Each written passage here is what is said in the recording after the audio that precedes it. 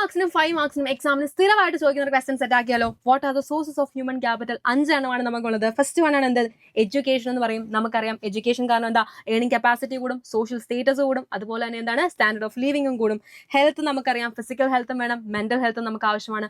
അതുകൊണ്ട് തന്നെ നമ്മുടെ ഗവൺമെന്റ് ഇൻവെസ്റ്റ്മെന്റ് ഓൺ ഹെൽത്ത് നല്ല കാര്യമായിട്ട് ചെയ്യുന്നുണ്ട്. സോഷ്യൽ മെഡിസിന്റെ രൂപത്തിൽ, preventive medicine, curative medicine and good sanitation and drinking വാട്ടറിന്റെ രൂപത്തിൽ.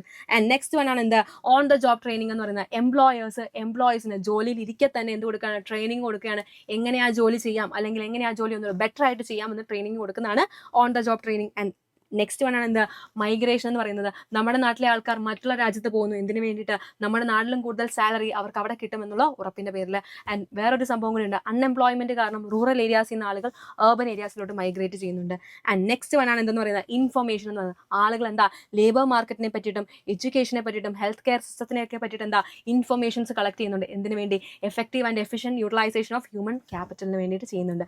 ഓക്കെ, അങ്ങനെയെങ്കിൽ നിങ്ങളോട് എക്സാമിന് ചോദിക്കുന്ന ഒരു ക്വസ്റ്റൻ ആയിരിക്കും, what are the major sources of human capital എന്ന്. 2 മാർക്സിന് ചോദിക്കുന്ന ക്വസ്റ്റൻ ആയിരിക്കും. അങ്ങനെയെങ്കിൽ ഏതാണ് നമ്മുടെ major source of human capital എന്ന് താഴത്തെ കമന്റ് ബോക്സിൽ കമന്റ് ചെയ്യുക.